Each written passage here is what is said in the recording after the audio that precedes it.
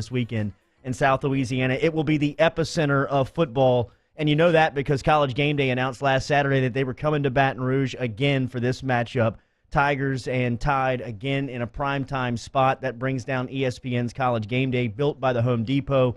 And the host of that show is Rece Davis. He also is the host of ESPN's College Basketball Gameday in the winter and spring. So a great gig with Rece, who's been at ESPN since 1995 and kind enough to join us here this morning on OTB. Rece, thanks for the time. How are you, man?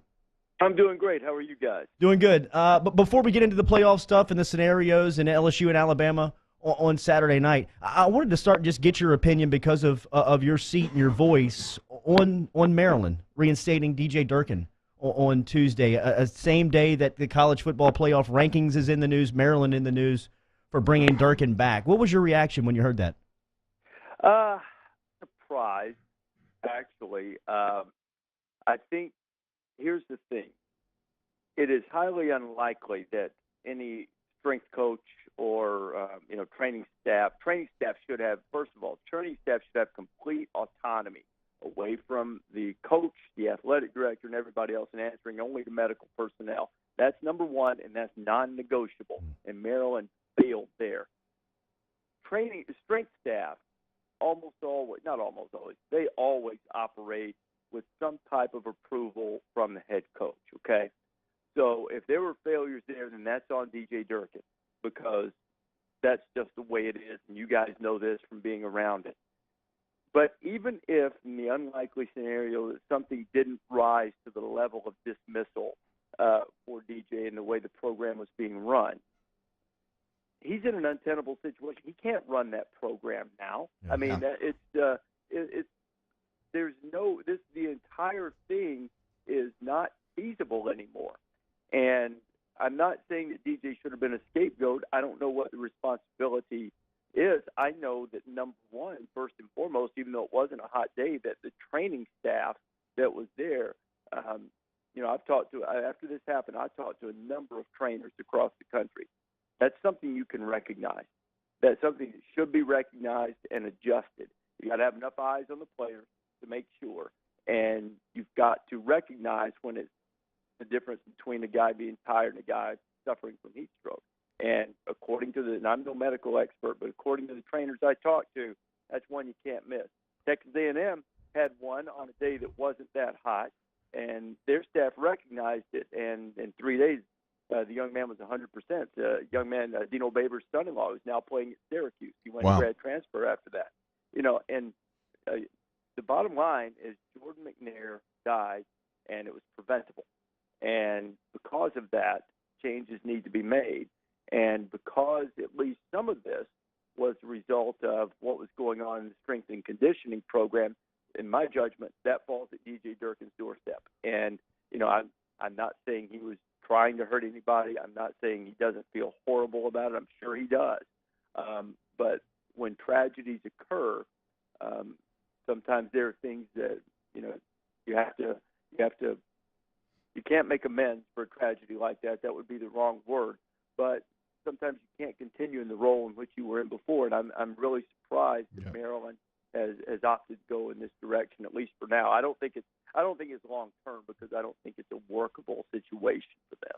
College Football Game Day host built by the Home Depot, Rece Davis, who will be in Baton Rouge again for this LSU-Alabama matchup. 8th time this one's been in prime time. What do you anticipate Saturday night with 1 versus 3 kicking it off at 7 o'clock inside Death Valley? I'm really expecting sedate, low-key crowd who really has probably tried to avoid all the parties all day. Yeah, that's right. And a couple of teams that, just whichever one shows up that might wake up first, kind of a sleepy night. Yeah, no emotion. No emotion here. No emotion on either side. I think it'll be a really intense, hard-hitting game. I was talking with Scott Van Pelt last night, and I don't think that anyone in the conference, probably including Auburn. Now, Auburn obviously plays Alabama with a ton of emotion and energy with the rivalry and all that stuff. But I don't think that anyone elevates their game and plays at their absolute best against Alabama better than LSU. I think in some cases there are some exceptions to this that fairly intimidating.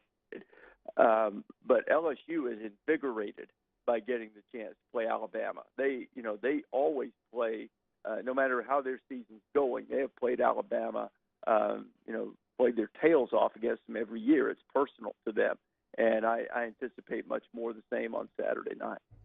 Talking to Rece Davis here on Off the Bench on 104.5, 100.3 ESPN. And Rece, this question that we've toyed around a lot with here locally, I want to get a national perspective. Is LSU, like this game in Tiger Stadium, do you think that this will be the toughest test that Alabama will face all year, or you think tougher times are coming down potentially in the playoff? Wow, that's a good question. I hadn't thought of it in terms of the playoff, because if they don't pass this test, there's a pretty decent chance they won't get to the playoff. Yep. So I think that probably all things considered, rivalry, atmosphere, the frustration that LSU has had with Alabama the last few years, I would say that aspect of it, in terms of it being a bit of a crusade, for LSU to beat Alabama, might make it tougher in that respect. While I've got great respect for LSU's team, I think that, maybe playing Clemson with the balance of the passing attack, if Oklahoma were to get there, dealing with Kyler Murray, certainly dealing with LSU's defense would be far more difficult than dealing with Oklahoma's. But I think there's some challenges that in different ways could meet or exceed that. But all things considered, when you factor in the emotion and the 7-game frustration and the rivalry and Nick and all of that, that affects probably the atmosphere more than the actual players on the field. I could see that argument that this, all things considered, could be considered their toughest test. Certainly will be in the regular season for sure. Oh yeah, I mean, absolutely. Yeah.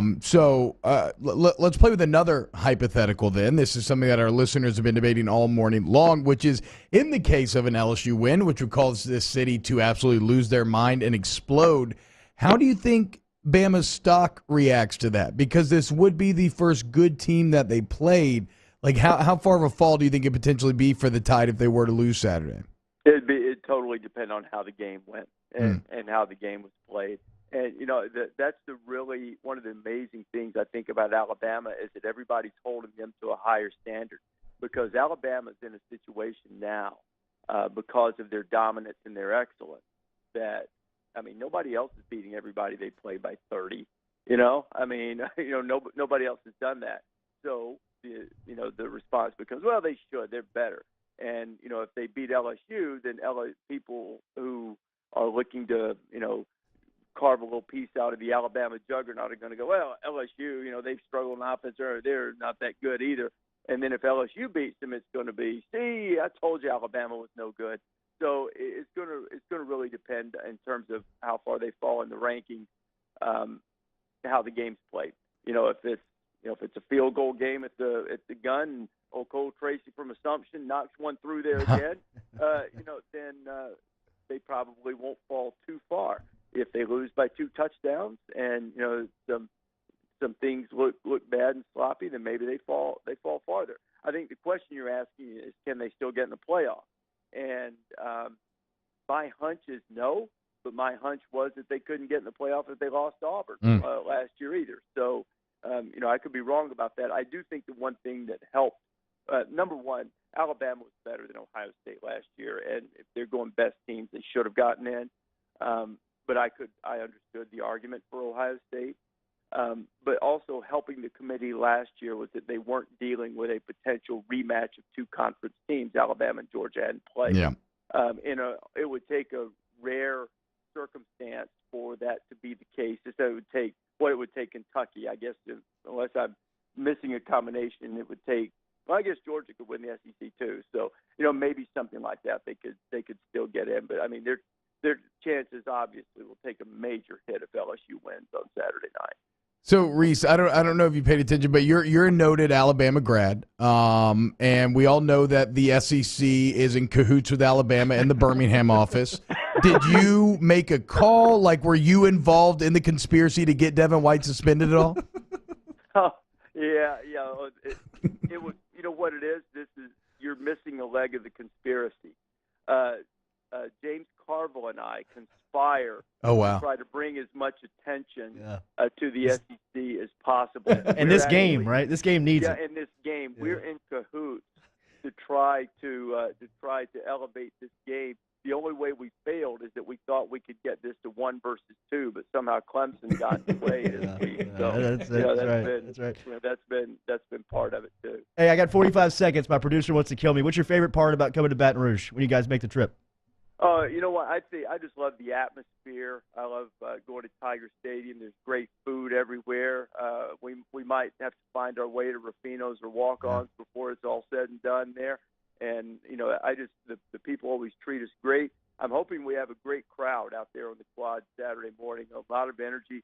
Coach O's going to come join us, so I hope people will come out for that.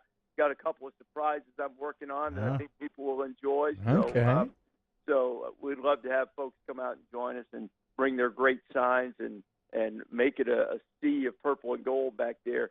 See if you can become a mini Wazoo. I mean, look, Washington State's the standard against which all others are measured in crowds now. So I'm throwing out the challenge. I'd love to see LSU see if they can come in second to Washington State. If it was as cool as it looked through television, man, that was a magnificent atmosphere up in Pullman. It was unbelievable. It was really spectacular. Rece, great to catch up as always, man. Safe travels down to Baton Rouge. All right, see you.